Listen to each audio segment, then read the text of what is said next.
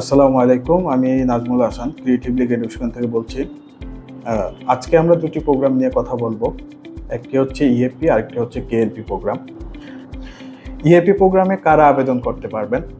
যাদের এসএসসি এবং এইচএসসি 3 পয়েন্টের উপরে এবং ইন্টারমিডিয়েট পাশের সাল আপনার 2022 থেকে শুরু করে 2025 পর্যন্ত তারাই এই ইএপি প্রোগ্রামে অ্যাপ্লাই করতে পারবেন। কিছু ইউনিভার্সিটির ক্ষেত্রে আপনারা যাদের ডিপ্লোমা পাসিং ইয়ার হচ্ছে গিয়ে আপনার 2023 থেকে শুরু করে 24-25 তারাই এই ইএপিতে অ্যাপ্লাই করতে পারবেন।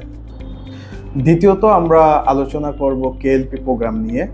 কেএলপি হচ্ছে গিয়ে আপনার কোরিয়ান ল্যাঙ্গুয়েজ প্রোগ্রাম। সাউথ কোরিয়াতে মূলত খুব পপুলার একটা প্রোগ্রাম কেএলপি প্রোগ্রাম। যারা সাউথ কোরিয়াতে কোরিয়ান ট্রেকে ব্যাচেলর প্রোগ্রাম করতে চান তাদের জন্য মূলত হচ্ছে কেএলপি প্রোগ্রাম। কেএলপি প্রোগ্রামের ক্ষেত্রে আপনার কোনো প্রকার আইএলটিএস রিকোয়ার্ড না। যাদের হচ্ছে পাসিং ইয়ার ইন্টারমিডিয়েট পাসিং ইয়ার 2022 সাল থেকে শুরু করে 2025 সাল পর্যন্ত এবং ডিপ্লোমা প্রোগ্রামে যাদের পাসিং ইয়ার 2023 থেকে শুরু করে 2025 সাল পর্যন্ত কেএলপি প্রোগ্রামে তারাই আবেদন করতে পারবেন। ইএপি এবং কেএলপি প্রোগ্রাম দুইটা প্রোগ্রামে যদি আমি কম্পেয়ার করি তাহলে হচ্ছে মোটামুটি ইএপিতে 90% ভিসা রেশিও, কেএলপিতে 100% ভিসা রেশিও ইনশাল্লাহ। সাউথ কোরিয়াতে আপনি যদি পড়াশোনা করতে চান, আপনি ব্যাচেলর বা হচ্ছে মাস্টার্স যেই প্রোগ্রামে আপনি পড়াশোনা করতে চান, আপনার পরিশেষে আপনার কোরিয়ান ল্যাঙ্গুয়েজ মাস্ট, খুব ইম্পর্টেন্ট।